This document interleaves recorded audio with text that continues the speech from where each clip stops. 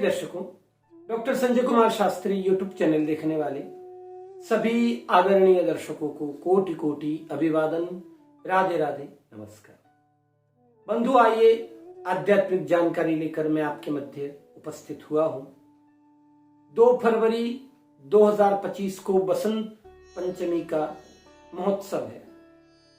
बसंत पंचमी का यह पर्व क्या महत्व रखता है, इसकी महिमा युक्त कथा क्या है, इस दिन किन बातों का विशेष ध्यान रखना चाहिए, किस देवता का हमें पूजन करना चाहिए, हमें इस दिन आरंभ कौन सा कार्य करना चाहिए जिससे हमको प्रगति जीवन में प्राप्त हो, हमारे अभिष्ट की सिद्धि हो।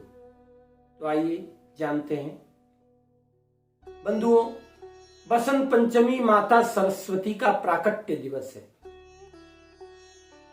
कहा जाता है देवी भागवत के अनुसार कि गोलोक धाम में माता राधिका रानी के श्वास लेने से माता सरस्वती का जन्म हुआ।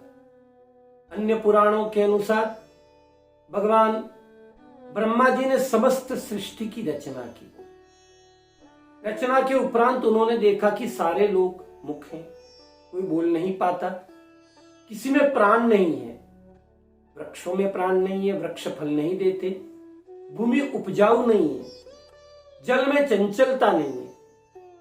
ये जानकर बड़े चिंतित हो गए ब्रह्मदेव, और ब्रह्मा जी ने अपने कमंडल से जल निकाला, हाथ में जल लिया और वृक्षों के बीच उस जल को छिड़क दिया। तो वह एक दिव्य ज्योति प्रकट हुई और एक महान शक्ति का प्रादुर्भाव हुआ। हाथ में वीणा लेकर श्वेत वस्त्र धारिणी माता सरस्वती प्रकट हो गई। उन्होंने जैसे ही वीणा पर स्वरों की झनकार करी तो सभी में वाणी आ गई। जो लोग मुक्त थे, जो बोल नहीं पाते थे, वो बोलने लग गए। जल में चंचलता आ गई, जल बहने लग गया, वृक्षों में फल उग गए। जो भूमि बंजर थी वह भी उर्वरा हो गई, उपजाऊ बनी। तो मां सरस्वती की कृपा से सभी में बुद्धि का प्रादुर्भाव हुआ, सभी को वाणी प्राप्त हुई। इसी कारण माता को वीणा वादिनी कहते हैं। वाणी प्रदान करने वाली देवी उन्हें कहा जाता है। इस दिन माता सरस्वती का बसंत पंचमी को पूजन करना चाहिए। पूजन करने की विधि कि आप पीले वस्त्र पहने और पीले पुष्पों से मां की पूजा करें। मां सरस्वती को खीर का या मक्खन और मिश्री का भोग लगाना चाहिए। यह अत्यंत शुभ माना जाता है। एक कथा रामायण काल की भी है कि बसंत पंचमी के दिन ही भगवान प्रभु श्री राघवेंद्र सरकार रामचंद्र जी महाराज ने शबरी माता को नवदा भक्ति का उपदेश किया था। इस कारण इस दिन भक्ति का प्रचार प्रसार और गुरुकुलों में विद्यार्थियों का विद्या अध्ययन का यह प्रथम दिवस कहलाता है। इस दिन विद्यार्थी अपने विद्यालय जाता है और आज से ही विद्या पढ़ना आरंभ करता है, क्योंकि माता सरस्वती विद्या की ही देवी है। मित्रों, भगवान श्री कृष्ण ने अपने शीश पर मोर पंख धारण किया और माता सरस्वती को आशीष दिया कि हे भगवती सरस्वती, जो भी मेरा मोर पंख जो मैं शीश पर लगाता हूं, मोर पंख जो भी मोर पंख की पूजा करेगा और बसंत पंचमी के दिन मोर पंख अपने ग्रंथों में रखेगा, अपनी पुस्तकों में रखेगा, उस पर मेरी भी कृपा रहेगी।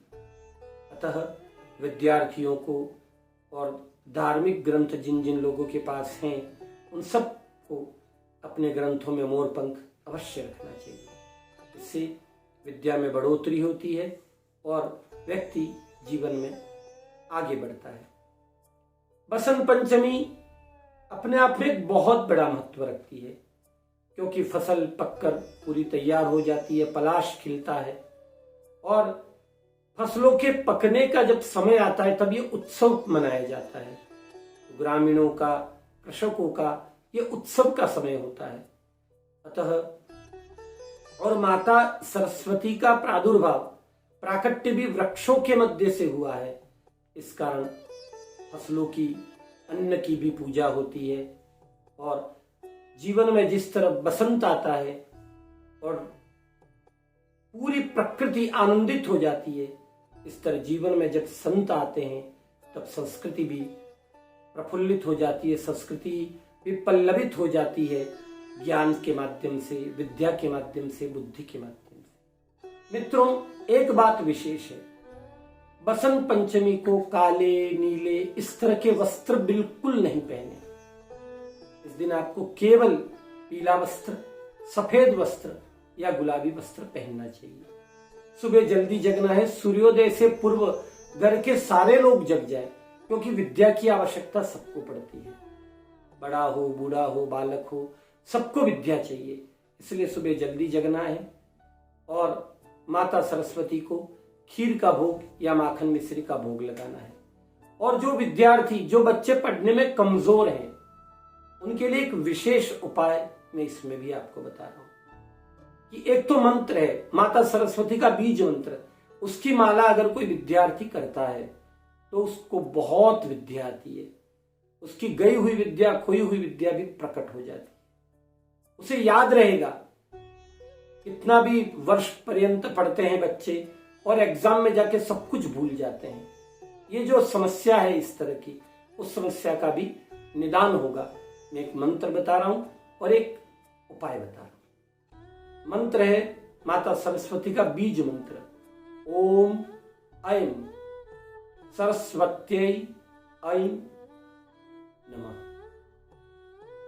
ओम ऐं सरस्वत्यै ऐं नमः। या केवल एकाक्षर बीज मंत्र, ओम ऐं नमः, ये भी बोल सकते हैं। इसके अलावा ओम श्रीं सरस्वत्यै नमः, ओम श्रीं सरस्वत्यै नमः। इन चारों मंत्रों में कोई भी मंत्र लेकर आप एक एक माला करें, 2 माला करें।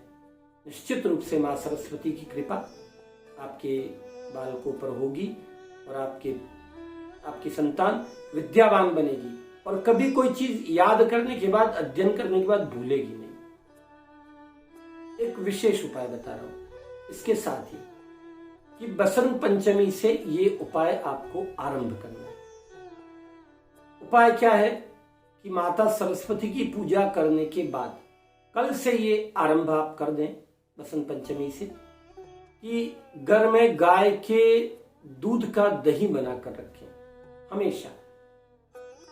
उसमें शक्कर, शहद वगैरह जैसे पंचामृत होता है, ऐसे बना लें और महादेव को रोज वो पंचामृत चढ़ाएं। अगर पंचामृत पूरा नहीं बन पाए तो केवल मीठा दही चम्मच ली और अपने घर में शिवलिंग होते ही है तो शिवलिंग के ऊपर अपने बच्चे से ओम नमः शिवाय कहकर 5 बार वो दही चढ़वाए। आप सच मानिएगा कि आपका बच्चा अगर बिल्कुल नहीं पढ़ रहा है, पढ़ने में बहुत कमजोर है, उसका मस्तिष्क काम करता ही नहीं है, तब भी उसमें विद्या आएगी और वो एक विद्वान पुरुष बनेगा, जीवन में बहुत आगे बढ़ेगा। ये अचूक उपाय है, शास्त्रों का है, शिव पुराण से लिया गया है। आप इसको श्रद्धा, विश्वास और भक्ति के साथ इस उपाय को करें, आपको निश्चित रूप से लाभ प्राप्त होगा। और बसंत पंचमी की आप सभी को अनेक मंगल कामनाएं, शुभकामनाएं। माता जी को पीले पुष्पों का हार जरूर पहनाएं। अपने घर में जो भी धार्मिक ग्रंथ हैं सबका पूजन करें। विद्यार्थी अपनी पुस्तकों का पूजन करें और माता सरस्वती की आरती करें। आप सभी को मंगल कामनाएं। राधे।